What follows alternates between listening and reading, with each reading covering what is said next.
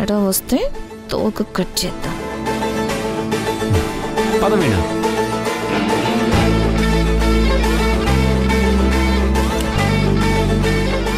వీణా రా.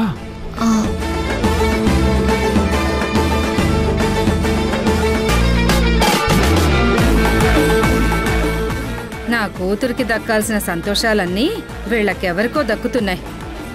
వేద ఒకసారి ఇలా రా. వెళ్ళమ్మా వెళ్ళు, పిలుస్తున్నాడుగా. ఏమైనా కావాలేమో వెళ్ళు.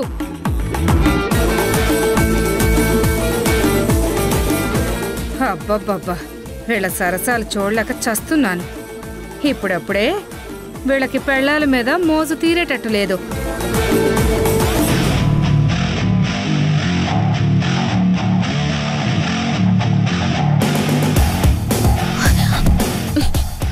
ఏంటి అది చెయ్యి ఇది చేయని ఆర్డర్స్ వేస్తున్నావు? నలుగు పెట్టి స్నానం చేయించాలా నీకు? నీ కండిషన్స్ కి ఓకే చెప్పి కొంచెం చనివిచ్చాను కదా అని అడ్వాంటేజ్ తీసుకోవాలని చూస్తున్నావా? నా దగ్గరే డ్రామాలు ఆడుతున్నావా? అవును, డ్రామాలే ఆడుతున్నాను, కానీ నీ దగ్గర కాదు వీణా, ఇంట్లో వాళ్ళ దగ్గర. మనం హ్యాపీగా ఉన్నట్టు ఇంట్లో వాళ్ళని నమ్మించాలి కదా, అందుకే అలా యాక్టింగ్ చేస్తున్నాను. దాన్ని యాక్టింగ్ అనరు, ఓవర్ యాక్టింగ్ అంటారు.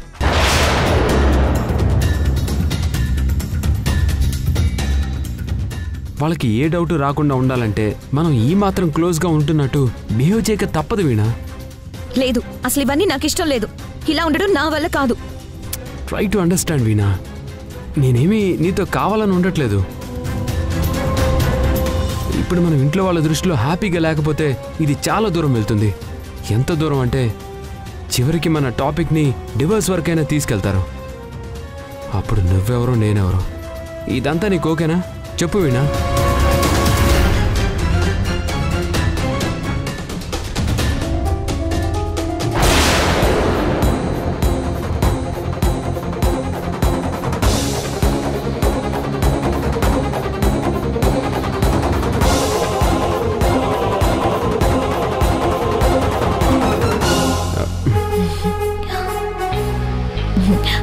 ఇలా తలస్నానానికి ముందు హెడ్ మసాజ్ చేసుకుంటే ఏ టెన్షన్స్ హెడేక్లు లేకుండా మైండ్ చాలా ఫ్రెష్ గా ఉంటుంది తెలుసా? అమ్మా వీణా, లోపలికి రామ్మా. చెప్పండి అత్తయ్య. అమ్మని నేను కదా ఓవర్ యాక్టింగ్ చేస్తుంది, నువ్వు ఏం నటిస్తున్నావే? అదేనమ్మా, సున్ని పిండి కుంకుడు రసం ఇచ్చి వెళ్దామని వచ్చాను. ఇలా ఇవ్వండి అత్తయ్య.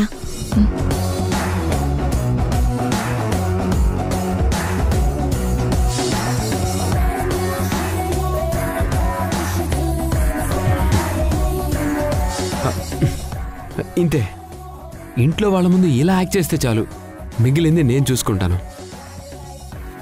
సారీ వీణా, నిన్ను ఇబ్బంది పెట్టాలన్నది నా ఉద్దేశం కాదు.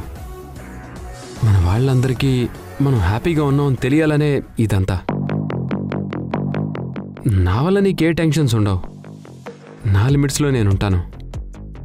తప్పదనుకుంటేనే లిమిట్స్ క్రాస్ చేస్తాను, అది నువ్వు అర్థం చేసుకుంటే చాలు. ఏదో అక్కడ కమిట్ అయ్యాం కదా అని నువ్వు నాకేం స్నానం చేయించాల్సిన అవసరం లేదు.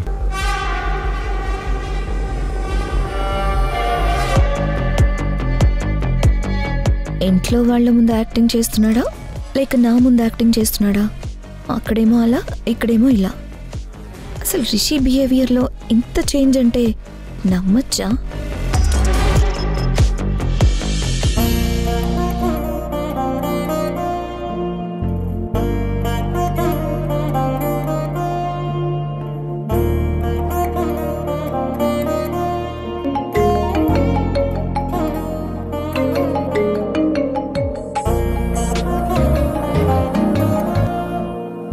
పార్వతి, ఎలా ఉన్నావక్క? బావున్నాను. మీరందరూ ఎలా ఉన్నారు? బాగున్నామక్క. పార్వతి, చాలా సంతోషంగా ఉన్నట్టున్నావు. అవునక్క, చాలా అంటే చాలా సంతోషంగా ఉన్నాను. అంత సంతోషకరంగా ఏం జరిగింది? ఇంట్లో పరిస్థితులు చూసి పిల్లల జీవితాలు ఏమైపోతాయో అని చాలా భయపడ్డాను. కానీ ఇప్పుడు ఆ భయమే లేదు.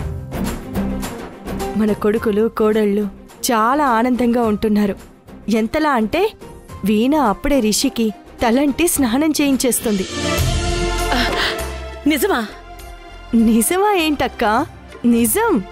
తప్పనిసరి పరిస్థితుల్లో వాళ్ళిద్దరికి ఇష్టం లేకపోయినా పెళ్లి చేస్తున్నాము, రేపు పెళ్ళయ్యాక వాళ్ళ కాపురం ఎలా ఉంటుందో ఏంటో అని ఎంత మదన పడ్డాం మనం. ఇప్పుడు వాళ్ళ అన్యోన్యత చూస్తే వీళ్ళ గురించా మనం అంతలా ఆలోచించాం అనిపిస్తోంది. వీణ కూడా రిషిని అర్థం చేసుకుని చాలా అనుకువగా ఉంటోంది. పెళ్లి తర్వాత ప్రతి అమ్మాయి అబ్బాయిలో ఖచ్చితంగా మార్పొస్తుంది.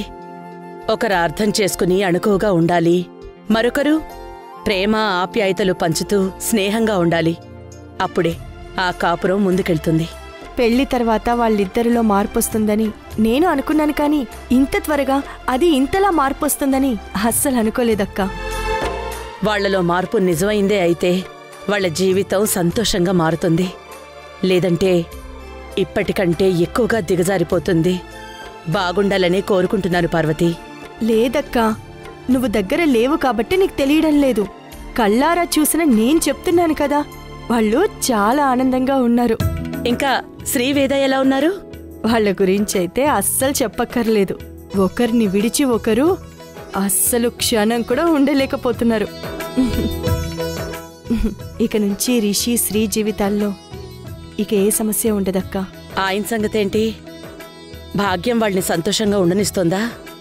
మన పిల్లలు ఒకరినొకరు అర్థం చేసుకుని సంతోషంగా ఉంటుంటే ఎవరు మాత్రం ఏం చేయగలరక్కా? భాగ్యమైతే వాళ్ల విషయాల్లో కలగజేసుకోవడం లేదు. ఇంకా ఆయన అంటావా, బాగానే ఉంటున్నారు. ఆయనలో కూడా మార్పు వచ్చిందిలే అక్కా. లేదు పార్వతి, ఆ మనుషుల్ని అంత తేలిగ్గా నమ్మకూడదు.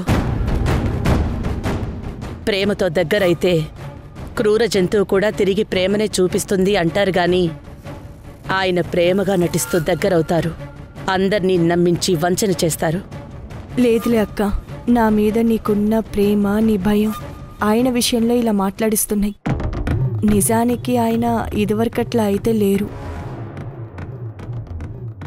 రిషి మాత్రమే కాదు, ఆయన కూడా చాలా మారిపోయారు. అందరూ మనవాళ్లే అనుకోవడం తప్పులేదు గాని అందరూ మనలాగే మంచివాళ్లు అనుకోవడం మన అమాయకత్వం పార్వతి. ఆయన విషయంలో ఎప్పుడైనా ఏదైనా జరగచ్చు. నువ్వు మాత్రం జాగ్రత్తగా ఉండు. సరే అక్క, నేను తర్వాత చేస్తాను. సరే పార్వతి.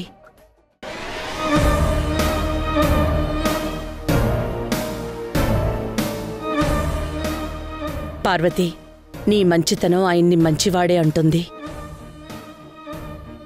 నీ అమాయకత్వం ఆయన్ని నమ్మేలా చేస్తుంది. ఏది నిజమో ఏది అబద్ధమో తెలుసుకునే అంత కల్మషం లేని మనసు నీది.